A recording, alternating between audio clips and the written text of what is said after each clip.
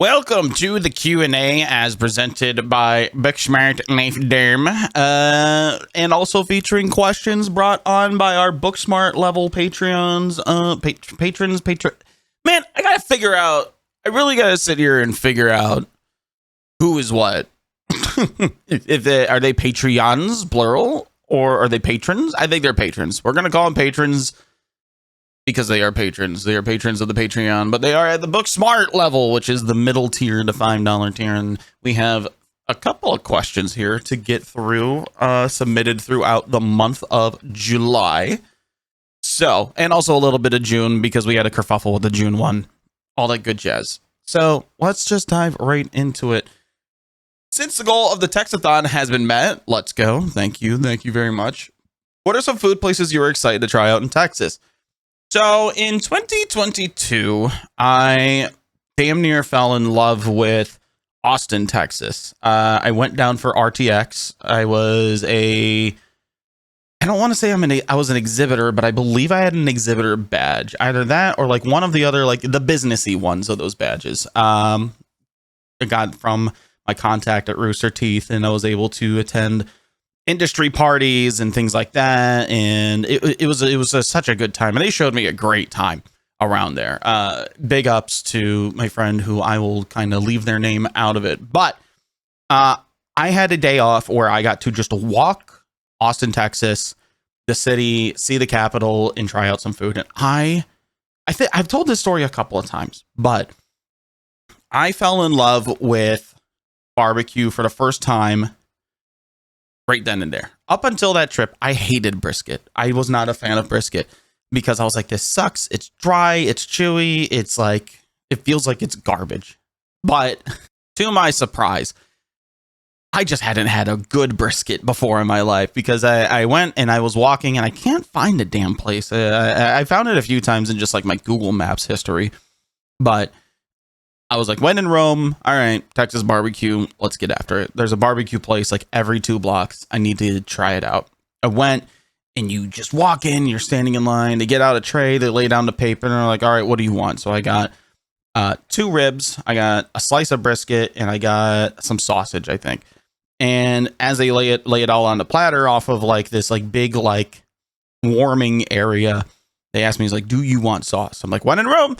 Yeah, I'll take sauce. And he proceeds to take these giant, like 2-foot-long tongs and grabs every piece of food that I had just ordered and dips it in this giant vat of, I don't even know what it was. It was very liquidy. It wasn't like barbecue sauce. It's not like what you think, when you think of barbecue sauce off the shelf.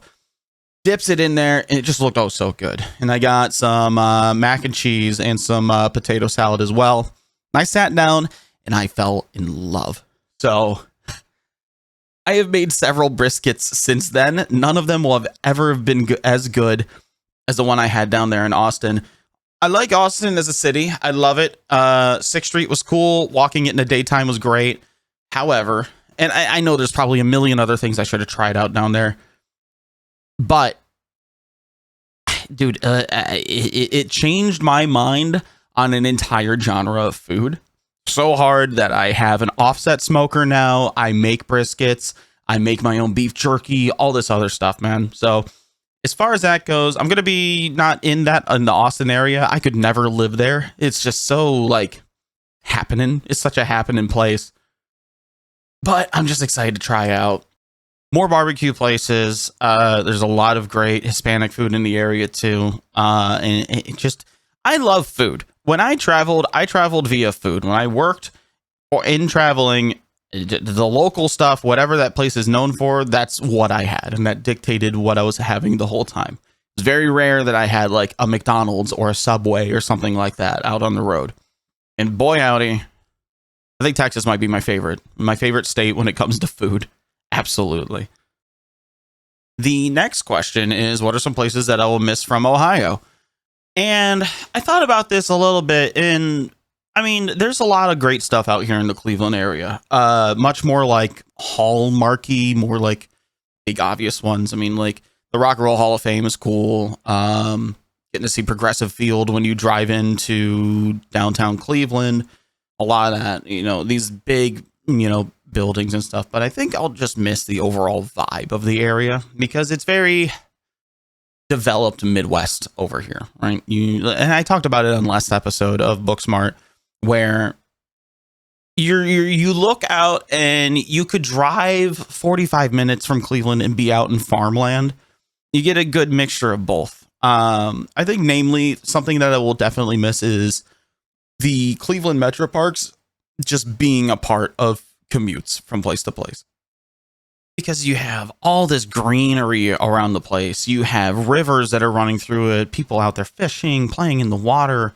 And it's just a place that you drive through. I mean, if you want to get through like point A to point B, like for instance, if I wanted to go from North Olmsted down to Brook Park, I would have to go through the Metro Parks. If I wanted to go to Berea, I have to go through the Metro Parks. And there's so many different pockets of Metro Parks. And there's even ones along the beach as well, namely Huntington Beach was the last one I was at, and those all just are along Lake Erie, and they're just nice preserved places, public areas where you go out, there's tables, have a picnic. I mean, even growing up as a little kid, I remember family gatherings and birthday parties and all of that being held in the Metro Parks, and that just kind of being almost like a core memory for me.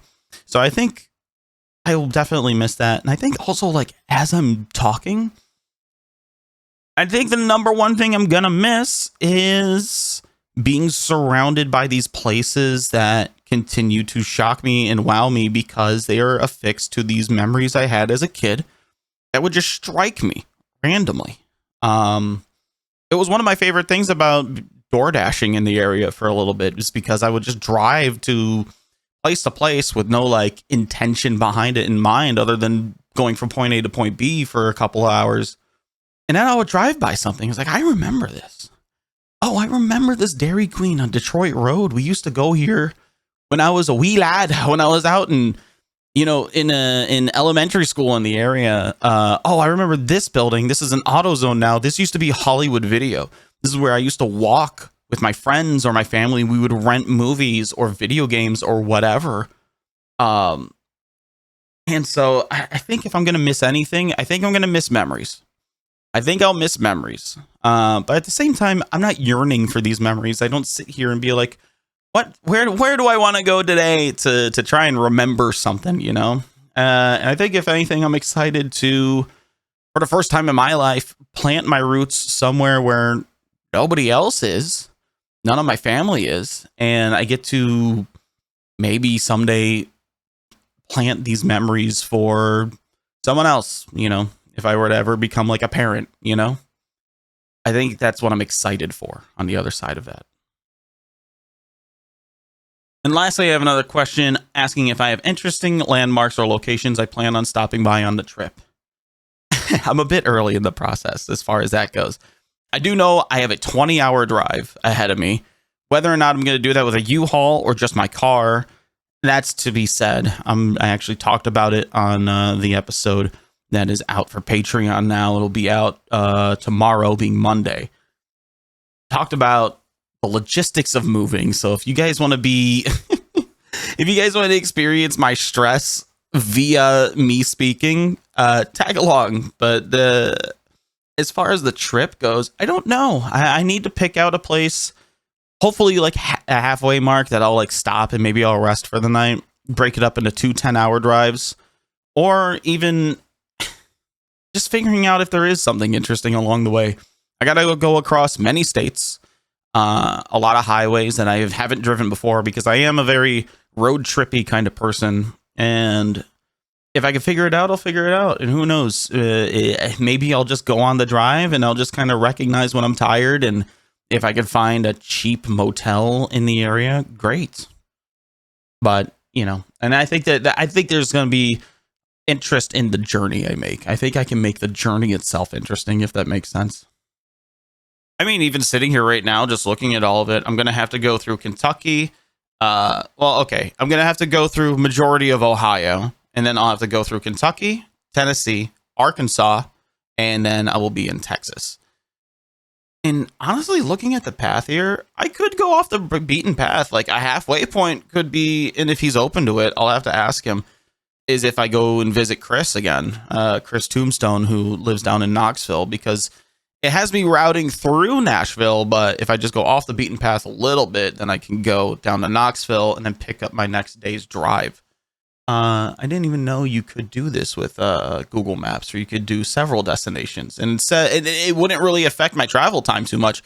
It went from 20 hours down to 19 and a half hours. Oddly enough, why? I don't know. I don't. If I'm saying anything, it's that I got a trip ahead of me. I definitely got a trip ahead of me. Maybe I'll pass through Knoxville. I'll have to, and this is an idea I'm having literally on microphone right now. Honestly, it's not a bad idea. I'll have to check it out and reach out. But yeah. But that is our Q&A episode. Thank you so much to everybody at the Booksmart tier of Booksmart Lifedom. If you are interested in submitting your own questions for the August Q&A, which will drop on the 1st of September, I hope, because I will be a Texan. The plan is to be a Texan at that time. Go ahead and pop on over to patreon.com/bookdom, and you can check out the memberships there. And if you're already a patron over on Patreon, you will see a new post for the August Q&A sitting right over yonder. But until then, hope you guys enjoy your episode coming out tomorrow, and bye-bye.